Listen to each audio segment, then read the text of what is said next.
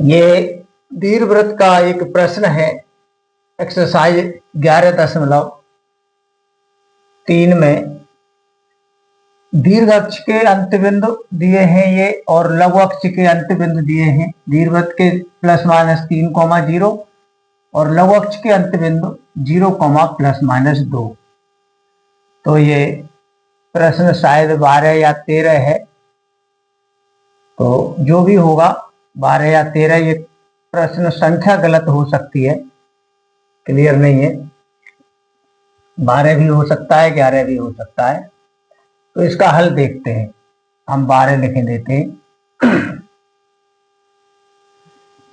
दीर्घ अक्ष के अंत बिंदु ये x अक्ष पर है और ये लघु अक्ष के जो अंत बिंदु हैं वो y अक्ष पर है। इसे समझते हैं।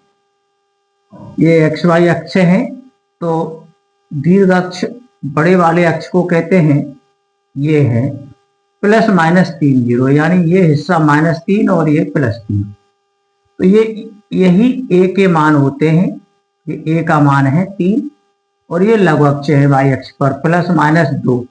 ये 2 ऊपर होगा, 2 नीचे, ये b का मान है। तो माइनस का 3,0 और ये प्लस का 3,0 और ये 0,2 और ये है, ये बिंदु हो जाएगा 0,-2। तो ये जो अंत बिंदु है दीर्घ अक्ष के, इन्हीं को शीर्ष कहते हैं। दीर्घ अक्ष के अंत बिंदु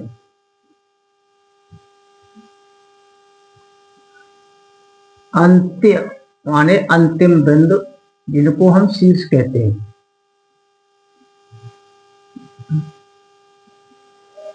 अंत बिंदु हमारे हिसाब से होने चाहिए a,0 और दिए हुए हैं ये ±3,0।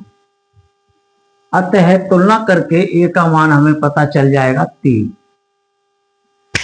इसी तरह लघु अक्ष के जो अंत बिंदु हैं वो भी हमारे हिसाब से होने चाहिए। लघु अक्ष के अंत बिंदु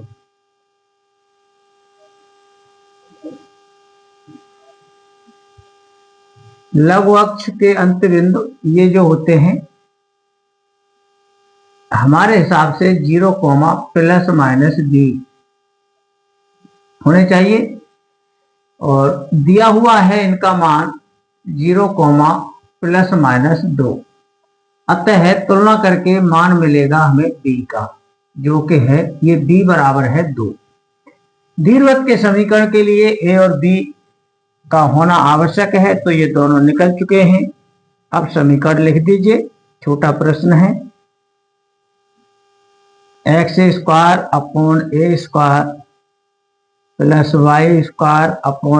y² बराबर 1। ये प्रश्न पूरा हो चुका है। निश्चित रूप से समझ में आया होगा। यदि ये बातें आपने समझ ली हैं तो ये डायग्राम आपकी सुविधा के लिए बनाया गया था। धन्यवाद।